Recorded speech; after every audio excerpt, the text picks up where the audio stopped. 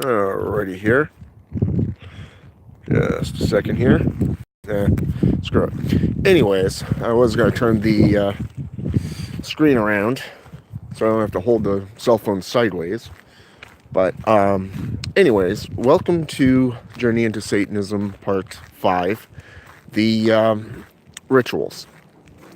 Now, any spellcaster, sorcerer, or demonologist, no matter what branch of Satanism you're in, will tell you point blank that even though you have a plan, when you go into your altar room or ritual chamber, sacred space, indoors or out, that not everything is going to go according to plan. Now, you take tonight for an example. Last night I went in, meditation, visualization type techniques, and I communed with Astaroth, my patron. Now, what's interesting to note is that even though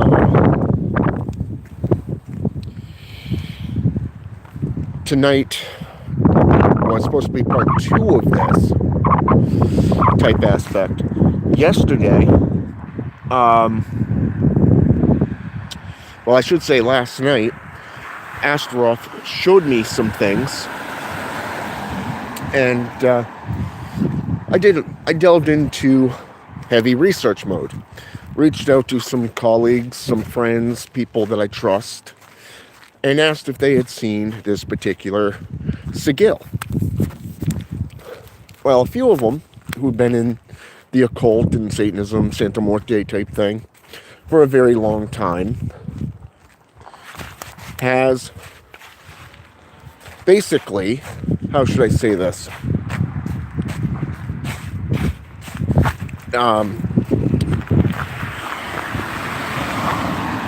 Came back and felt that it was earth-based, but also water-based. So I delved into the research, did everything, and I came across some interesting outcomes, which I will talk about in a later video that has nothing to do with this series. But what was very interesting is I did the same procedure, same methods as I did last night, this evening.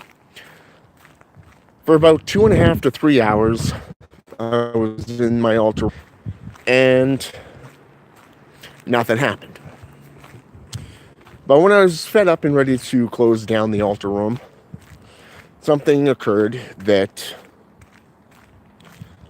had some interesting results. For an example, there's your will. Then there is the will of the deity, or deitas, be it one or many. Tonight, I was shown and brought to things from my past. It was a universal outlook. Basically, the cleansing of one's past, confronting it, coming forth, the whole kink-a-boodle. Now, that's between me and them and my family, but anyways, my point is this. Not everything is going to go according to plan. And there's a reason for every ritual that does not take effect or does not work. Be it either a client is lying to you or someone close to you is hindering you. Okay, like say a coven member or perhaps the deities themselves. But when the deities get involved, it is more about your growth and maturity. It is about you growing. They're aiding you, they're guiding you, and they're just letting you know that for you to move on, you have to deal with this stuff. It's like I said in one of the other videos. We all have inflictions. Things like pain and torment, things that have happened to us in our lives that we haven't dealt with. And what's interesting to note is we all tend to shove it to what is called the shadow aspect of the brain, the back of the brain. And then some of us prefer to leave it there rather than to deal with it. But on other cases, those of us who do deal with it have an interesting contemplation to deal with. But in the outcome, it is to make you a stronger, more potent spellcaster, a more potent magician, sorcerer, witch, warlock, it doesn't matter. And so anyways, tonight, it didn't go according to plan. So now I have to contemplate on what was shown, what was going on, and how to go forward. So the moral of the story is, within any kind of ritual that you do as a Satanist, a satanic witch, warlock, sorcerer, whatever you want to, whichever title that you bear, be it from neophyte, acolyte, to adept, apprentice, whatever, you have a choice on how you want to be remembered. You'll be attacked, and you'll have to reciprocate that action, depending on the level. My advice would be blood for blood, bone for bone, life for a life action. But most importantly, when dealing with clients, it is the exact same way.